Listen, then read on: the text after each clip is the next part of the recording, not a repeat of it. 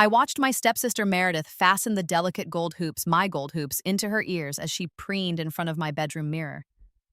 The same mirror where I'd admired those earrings just yesterday, the ones I'd saved 3 months of allowance to buy, the ones that had disappeared from my jewelry box this morning. "These look amazing on me," she said, not even glancing my way. "James is going to love them." James, my boyfriend of 2 years. Or rather, my ex-boyfriend as of 3 hours ago, when he'd broken up with me via text to ask out my stepsister. The text was still burned into my brain. "Sorry, Em, but Meredith and I have a real connection. You understand, right?" I should have been crying. In my first life, I had been sobbing on this very floor while Meredith stepped over me in her borrowed designer dress, also mine, and stolen jewelry, always mine, to meet the boy who was supposed to be taking me to junior prom. But this wasn't my first life. I'd already lived through this moment once before, and I died with the memory of how much worse it would get. Because in my first life, Meredith didn't just steal my boyfriend.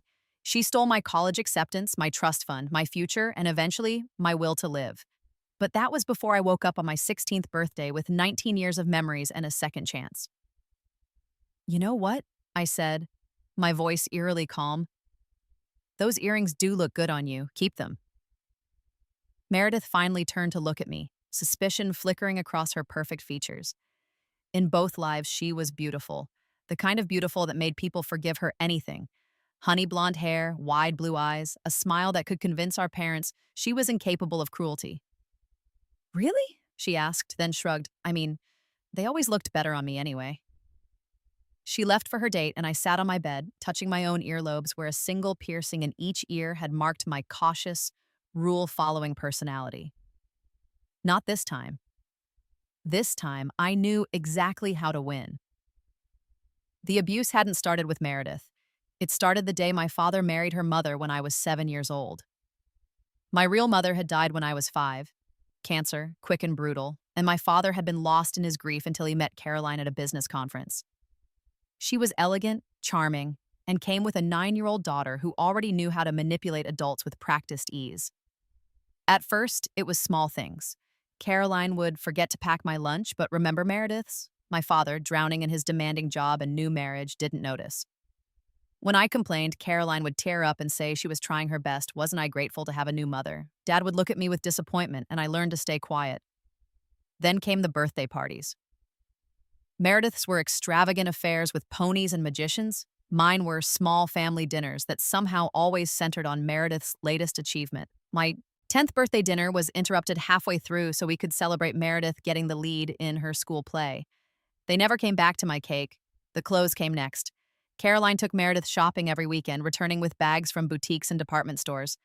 When I asked to go, she'd sigh and say the budget was tight, then hand me Meredith's outgrown clothes. Never mind that Meredith was 3 years older and 6 inches taller. I could make them work, couldn't I? But the real psychological warfare began in middle school. Meredith discovered that anything I liked, she could have. Any friend I made, she could steal. Any hobby I pursued, she could master and make her own. It was a game to her, and she always won. I joined the art club. Meredith suddenly discovered a passion for painting, and soon had her work featured in the school gallery while mine gathered dust in the corner. I made a friend named Sophie. Within 2 weeks, Sophie and Meredith were inseparable, and I was the odd one out. I started journaling. Meredith found my diary, read my private thoughts aloud at dinner, and everyone laughed at my dramatic teenage angst. My father never intervened. He was too busy, too tired, too enamored with his new perfect family to see what was happening to his daughter. When I tried to tell him, Caroline would cry and say I was making things up because I was jealous of Meredith's natural talents. Meredith would look at me with fake concern and offer to help me be more likable. And I, desperate for even scraps of my father's attention, would apologize and try harder to fit into the family that had no room for me. High school was supposed to be my escape. I worked hard, got straight A's, and joined every club that Meredith wasn't in. I made new friends who didn't know her. I got a part-time job and saved every penny in a secret bank account. And then I met James. James was different. He was kind, funny, and genuinely seemed to care about me. For 6 months in my first life, I'd been happier than I could remember. I introduced him to my family at a dinner, proud to show them that someone valued me. Meredith had smiled sweetly and asked him about his hobbies, his plans, his dreams. 2 weeks later, she texted him. Just a friendly message, she told me when I found out. They had so much in common. I shouldn't be so possessive. A month after that, James broke up with me and asked her to prom. My father said I was being dramatic when I refused to attend the dinner celebrating their relationship.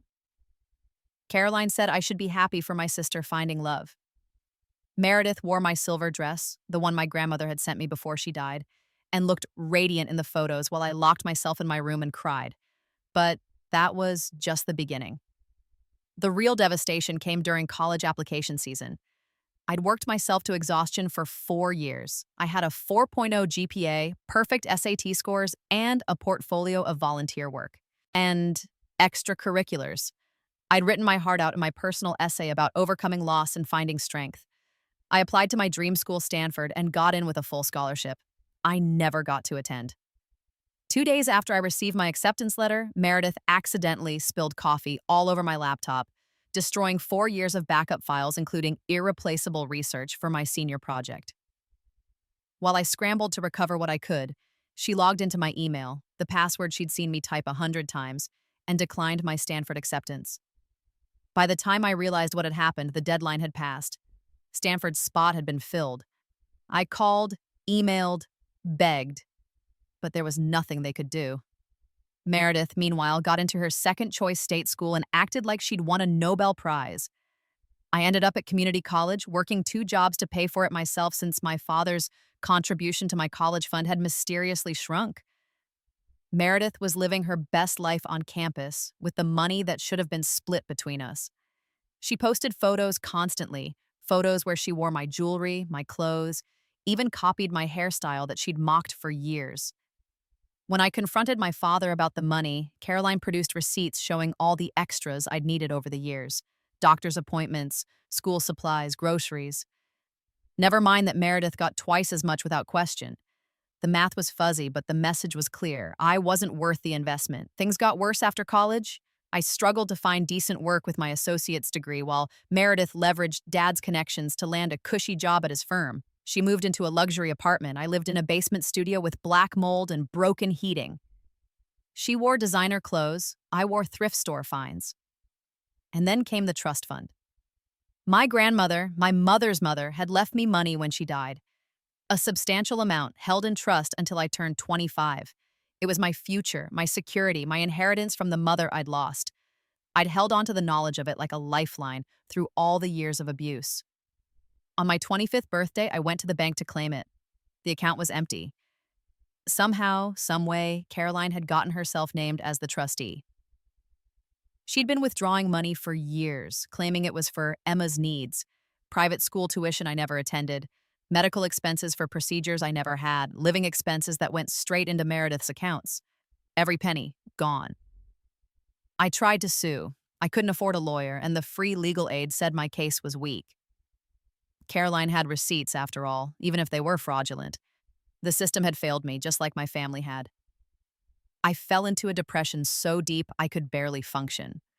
I lost my job, my apartment, my will to fight. I ended up on Meredith's couch, the ultimate humiliation, while she played the generous sister who took in her troubled sibling. She wore my grandmother's locket every day, the one that had been in the safe deposit box with the trust fund papers. When I asked for it back, she said it was payment for letting me stay there. I died 3 years later, at 28, from an overdose of sleeping pills. The coroner ruled it suicide. Meredith cried beautifully at the funeral, wearing black Chanel and pearls that had belonged to my mother. She gave a eulogy about how she'd tried so hard to help her troubled sister, but some people just couldn't be saved. I watched it all from somewhere else, a dark place between dying and moving on, and I felt nothing but rage. Rage that she'd stolen everything from me. Rage that no one had ever stopped her. Rage that I'd been too weak, too broken, too conditioned to fight back.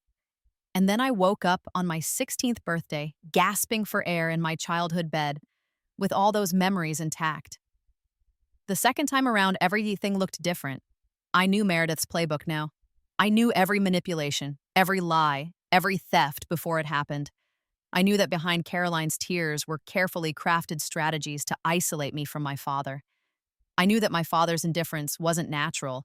It was cultivated through years of Caroline poisoning the well. But knowledge alone wasn't enough. I needed a plan. The first thing I did was change all my passwords and set up two-factor authentication on everything. I bought a safe for my room and put anything valuable inside it, including copies of important documents.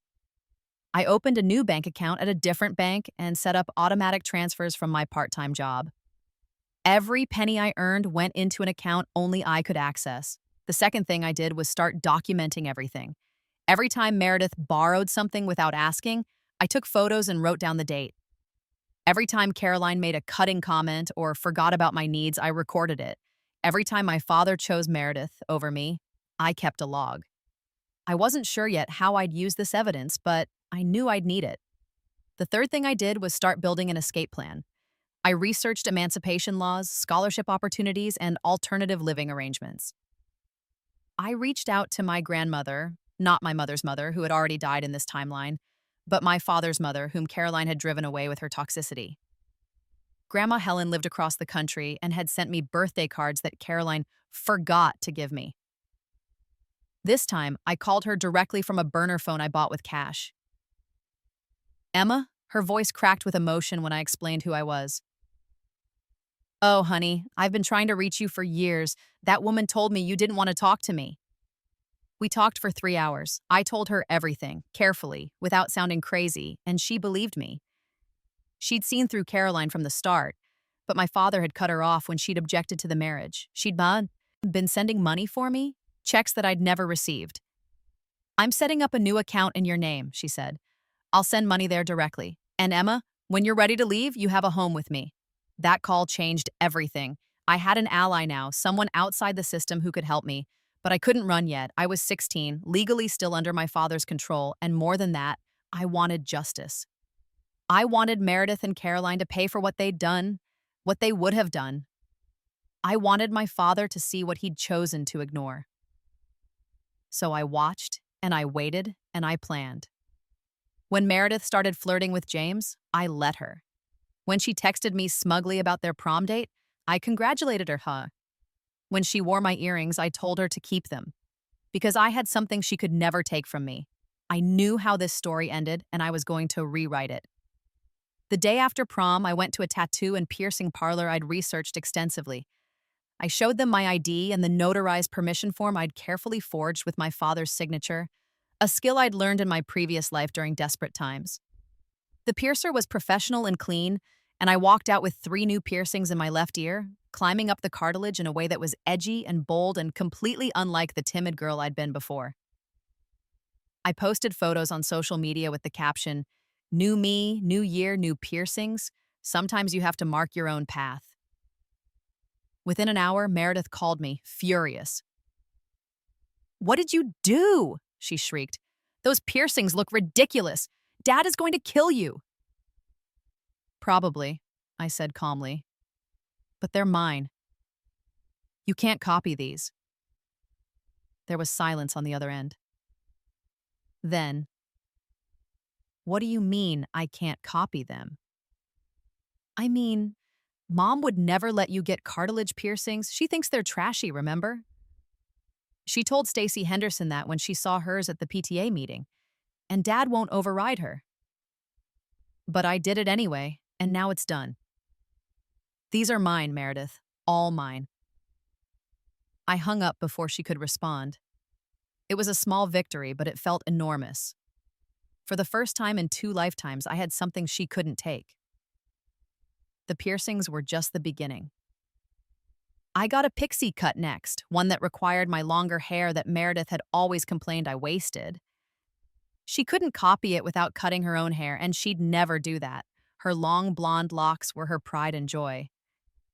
I started wearing makeup in bold colors that clashed with her soft, feminine aesthetic. I joined the debate team where my sharp tongue and quick thinking earned respect, not derision. I became someone new, someone she couldn't predict or replicate. But these were superficial changes, satisfying as they were. The real revenge required patience and precision. I needed to wait for the perfect moment, for college application season when the stakes were highest and Meredith's theft would be most devastating. So I played the long game. I acted like the reconciled sister, wounded but willing to forgive. I shared my hopes and dreams with just enough detail to seem genuine, but never the full truth. I let Meredith think she'd won, that I'd accepted my place in the family hierarchy, all the while I was planning her downfall. Senior year arrived, and with it came the college application frenzy. This time, I was ready. I applied to Stanford again, but I also applied to 20 other schools, safeties, matches, reaches. I wrote multiple essays, each more compelling than the last. But I only told my family about Stanford. I made sure Meredith knew my password by typing it, obviously in front of her, the same one from my first life. I saved all my essays and documents on my laptop, backed up to the cloud but accessible from my computer with a single click. I played the part of the naive girl one last time. But this time, I had a secret weapon. I'd installed a keylogger program on my laptop, one that tracked every keystroke and took screenshots every 30 seconds. I'd also set up a hidden camera in my room disguised as a clock that recorded continuously to a cloud storage account Meredith didn't know existed. When Meredith borrowed my laptop to check her email one afternoon in November, I watched remotely from my phone as she logged into my Stanford application portal and my email. I watched her type, her fingers flying across the keyboard as she declined my early acceptance. I watched her delete the confirmation email. I watched her smile. I had her. Everything documented, time-stamped, irrefutable. But I didn't confront her yet. That wasn't the plan. Instead, I submitted a formal complaint to Stanford's admissions office through a separate email address, attaching the video evidence and keylogger data. I explained what had happened in my first life, carefully framed as a fear rather than a memory, and showed them proof that it was now happening again. I asked them to flag my account for fraud and to implement additional security measures. Stanford took it seriously. They called me directly on the cell phone number only I had and verified my identity. They reset all my credentials with knowledge-based questions only I could answer. They flagged my account so that any changes required a phone call confirmation. And they told me that if anyone attempted to access my account fraudulently, they would pursue criminal charges. More than that, they were impressed by my foresight and my evidence. The admissions officer I spoke with said it showed remarkable maturity and problem-solving skills. She made a note in my file. Phase 1 complete. Phase 2 began in December when I received my early acceptance to Stanford, real, confirmed, secured. I didn't tell anyone. Instead, I printed out the acceptance letter and hid it in my safe. Then I went to my father's office. My father, Richard Chen, was a corporate attorney who specialized in trust and estate law. Ironic, given what Caroline had done to my trust fund. His office was in a high-rise downtown, all glass and steel and expensive artwork. I'd rarely visited. Caroline usually made excuses about why I couldn't bother him at work, but this time I made an appointment with his secretary, using my real name and explaining I was his daughter. When I walked into his office, he looked surprised to see me. "Emma, is everything all right? Your stepmother didn't mention you were coming." "That's because she doesn't know," I said, closing the door behind me.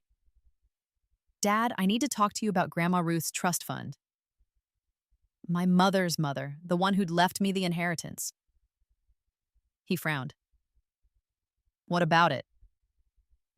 "I want to make sure the documentation is secure. I've been reading about cases where trustees mismanage funds, and I want to understand the terms of the trust. Can you help me review it?"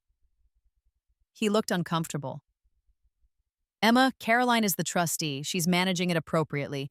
You don't need to worry about—" "Dad, I'm not accusing anyone of anything. I just want to understand my own inheritance. Isn't that reasonable?" He couldn't argue with that. We spent the next hour reviewing the trust documents, and I took detailed notes. I asked about required documentation for withdrawals, about annual statements, about fiduciary duty. My father seemed pleased that I was taking an interest in financial planning. It was the most we'd talked in years. When I left, I had everything I needed. I knew the rules Caroline was supposed to follow. I knew what documentation should exist. And I knew that when the time came to investigate, the evidence would show years of theft. But that confrontation would wait. I had bigger fish to fry first. January came, and with it, regular decision application deadlines. Meredith was stressed, which was unusual for her. She'd applied to a dozen schools but wasn't confident about getting into her top choices. Her grades were good but not exceptional. Her essay was generic, and despite my father's connections, admissions were competitive. She started spending more time in my room, trying to peek at my applications, my essays, my strategy. But I'd learned. I worked on my real applications at the library, on public computers where nothing could be traced back to me. The files on my laptop were decoys, good enough to seem real, but not my best work. In February, I got accepted to 3 more schools with full scholarships: MIT, Yale, and Berkeley. I didn't tell anyone. The letters went to Grandma Helen's address. In March, Caroline called me into the living room. My father was there too, and Meredith sat on the couch looking smug. "Emma, we need to talk about your college plans," Caroline said, her voice dripping with false sympathy. "Your father and I have been discussing the budget, and we've realized we can't afford to send 2 girls to college at the same time. Meredith's education has to take priority. Since she's older and has more opportunities, I have a full scholarship to Stanford," I interrupted. Caroline blinked. "What?" "I got into Stanford with a full ride. I don't need your money." Meredith's face went pale. "That's impossible. You didn't, I mean, you couldn't have—" "Couldn't have what, Meredith?" I asked sweetly. "Gotten in. Why would that be impossible?" "I just mean, you didn't seem that focused on it. You barely talked about your applications." "Just because I don't broadcast everything doesn't mean I'm not working hard," I said. I turned to my father. "I wanted to tell you in person, Dad. I got my acceptance letter in December. I'm going to Stanford." For a moment, I saw something flicker in his eyes. Pride, maybe, or surprise. But Caroline quickly cut in. "Well, that's wonderful, Emma, but there are still expenses beyond tuition. Room and board, books, travel, all covered by my scholarship. And I've been saving money from my job. Plus, Grandma Helen is helping me." "Your grandmother?" my father asked. "You've been talking to her?" "Every week. She's been very supportive." Caroline's face tightened. "Richard, I don't think it's appropriate for your mother to interfere." "Interfere with what?" "My grandmother wanting to help me go to college? That's not interference, Caroline. That's family." The room went silent. Meredith looked like she wanted to say something but didn't know what. Caroline was clearly calculating her next move. My father just looked confused, like he was seeing me for the first time. "I should have told you sooner," I said to my father, softening my tone. "But I wanted to be sure before I got your hopes up. I know you're proud of both of us, and I didn't want to take attention away from Meredith's achievements." It was a calculated move, positioning myself as considerate rather than secretive, making it harder for Caroline to paint me as rebellious or ungrateful. It worked. My father's expression warmed. "I am proud of you, Emma. Stanford is an incredible accomplishment. We should celebrate." "Oh, we should celebrate Meredith too," I said quickly. "Where did you get in, Meredith?" She hadn't gotten her acceptance letters yet. I knew this because I'd been tracking the timelines. Most schools sent decisions in late March or early April. It was only March 15th. "I'm still waiting to hear back," she said tightly.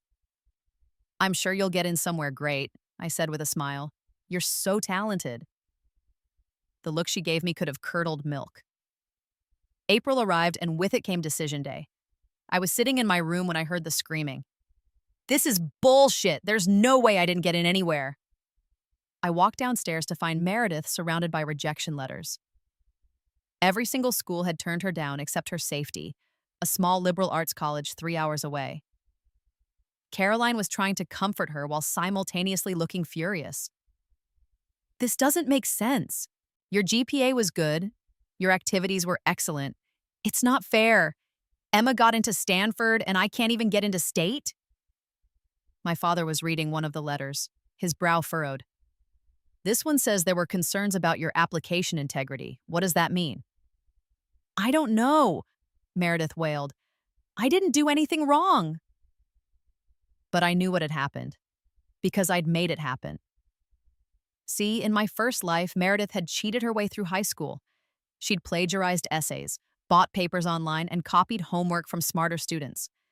She'd never been caught because she was careful and because Caroline ran interference when teachers got suspicious.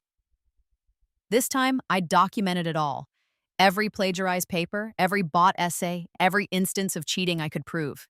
I'd compiled a portfolio of evidence, side-by-side comparisons of her work with the original sources, screenshots of the paper mill websites she used, testimony from students she'd copied from, obtained carefully and anonymously. And then I'd sent it all to her school counselor anonymously from an untraceable email account. The counselor had investigated. They'd found everything, and they'd been required to report it to every college Meredith had applied to, along with a note that her academic integrity was questionable. Not a formal accusation that would go on her permanent record, not yet, but enough to make colleges think twice. In a competitive admissions year, it was the kiss of death. Maybe they made a mistake, I suggested mildly. Did you use any outside help on your applications? Sometimes colleges can tell. Meredith's eyes went wide. No, I mean, I had help editing, but that's normal. Everyone does that. Of course, I said soothingly. I'm sure it's just a competitive year. You'll do great at Riverside College. I've heard good things about their program. Riverside College. The same small, unremarkable school she'd mocked me for considering in my first life when I'd had no other options. The irony was delicious. Caroline was frantically typing on her phone, probably trying to call in favors. My father still looked confused, and Meredith was crying, her perfect facade cracking. I felt no sympathy. This was just the beginning. Summer before college was usually a time of celebration, but the Chen household was tense. Meredith was sullen about her college prospects. Caroline was increasingly hostile toward me, sensing somehow that I was responsible for her daughter's failures, even though she couldn't prove anything. My father was distracted dealing with a major case at work. I spent most of my time out of the house, working, volunteering, and most importantly, meeting with a lawyer. Grandma Helen had connected me with a family law attorney who specialized in trust fund disputes. Her name was Patricia Gonzalez, and she was a shark. I laid out everything for her, the trust fund terms, Caroline's role as trustee, the suspicious expenses, and my suspicion that the money had been misappropriated. Do you have any proof? Patricia asked. Not yet, but I know how to get it. I just need you to file a formal inquiry with the bank requesting an accounting of all trust fund transactions. As the beneficiary, I have that right when I turn 18, which is next month. Patricia smiled. I like the way you think. Let's do it. On my 18th birthday, I filed the paperwork. Caroline and my father received notification that the trust was under review and that all withdrawals would be suspended pending a full audit. Caroline went ballistic. This is unacceptable. I'm the trustee. That money is for Emma's expenses. Then you should have no problem providing documentation, Patricia said calmly when Caroline stormed into her office with my father in tow. I was there too, sitting quietly in the corner, watching. This is clearly Emma's doing, Caroline spat. She's trying to she's being ungrateful after everything I've done for her. What exactly have you done for her? Patricia asked. Because according to the trust terms, you were supposed to provide annual accountings to both Emma and her father. I don't see any record of that. My father looked uncomfortable. Caroline, is that true? I don't remember seeing any trust statements. I sent them to you. You must have lost them. Then you'll have copies, Patricia said. Please provide them within 30 days, along with receipts for all expenditures. The court will review everything. We left the office with Caroline screaming threats behind us. My father was quiet during the drive home. Finally, he spoke. Emma, why didn't you come to me about this first? Would you have believed me? I asked quietly. Would you have asked Caroline for an accounting if I'd raised concerns? He didn't answer, which was answer enough. The audit took 3 months.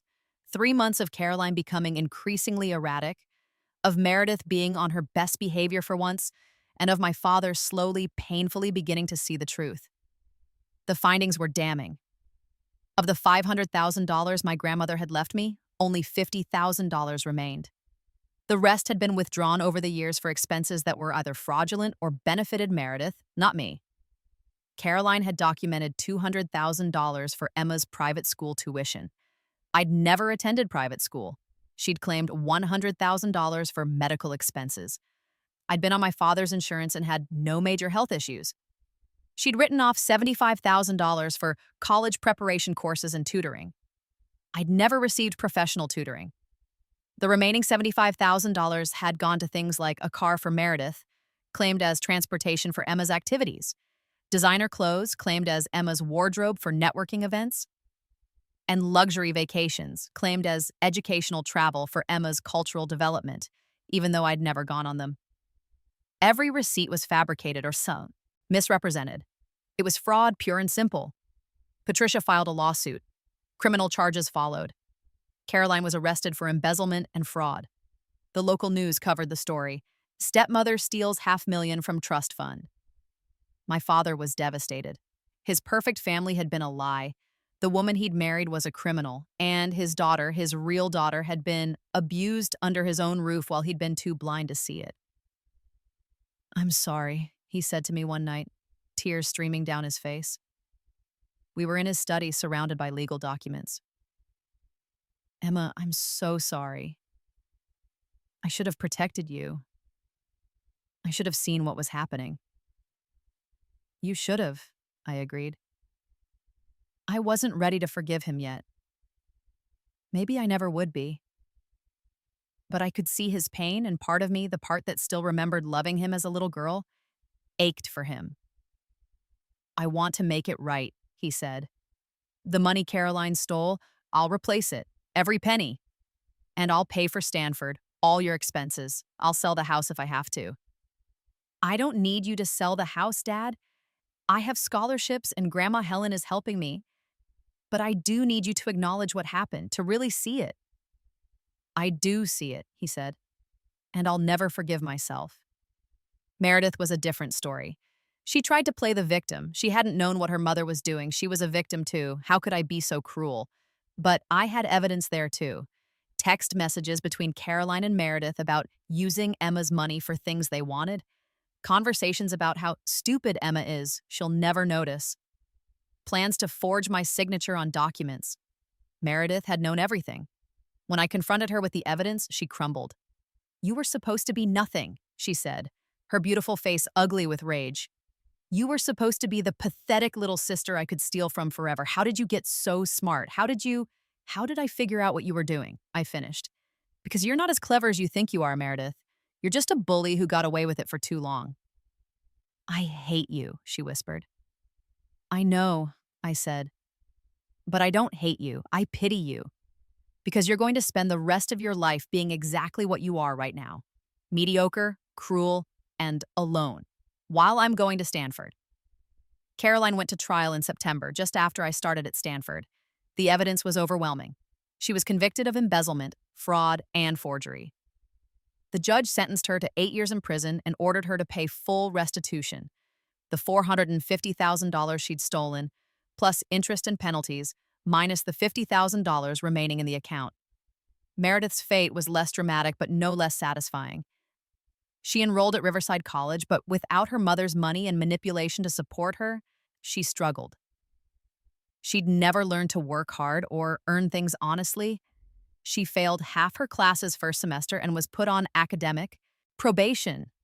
She tried to transfer, but no school would take her with her record. She called me once, drunk and crying, begging me to help her, to give her money, to pull strings, to do something. "Why would I do that?" I asked calmly, but "You never helped me." "But we're sisters." "No, we're not. We never were. You made sure of that." I hung up and blocked her number. Stanford was everything I dreamed it would be. I threw myself into my studies, made genuine friends who valued me for who I was, and thrived in an environment where competition was based on merit, not cruelty. I joined clubs, got involved in research, and discovered a passion for technology law, helping protect people like me from digital fraud and identity theft. My father and I slowly rebuilt our relationship. It would never be what it was before he remarried, but it was something. He paid back the trust fund money from his own accounts, refinancing his house and taking on extra work to do it. He went to therapy to understand how he'd failed me. He divorced Caroline while she was in prison. More importantly, he listened when I talked. He apologized when he was wrong. He showed up for me in ways he never had before, visiting me at Stanford, attending my presentations, calling just to check in. It wasn't enough to erase the past, but it was a start. Grandma Helen became my rock. She flew out to California every few months to visit, and I spent holidays at her house in Florida.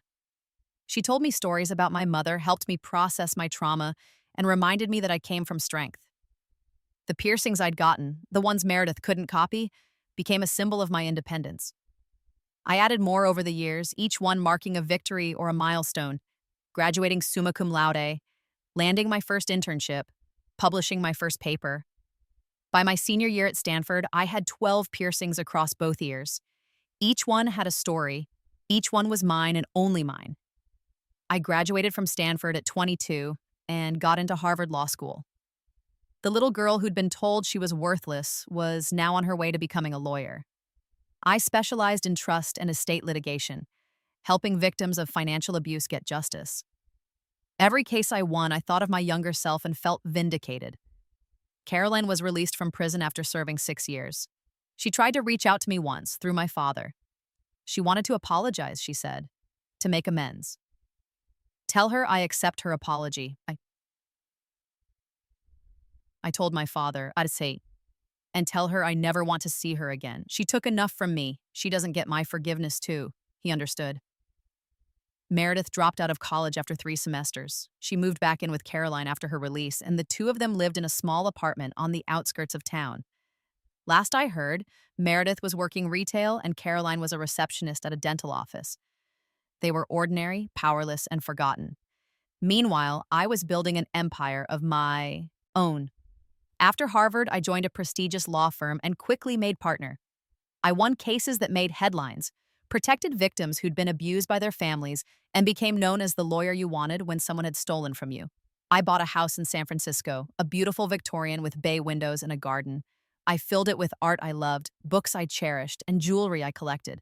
I had 3 cats, a circle of close friends, and a life that was entirely my own. On my 30th birthday, I threw a party at my house. My father came, sober for 2 years now and proud of the woman I'd become.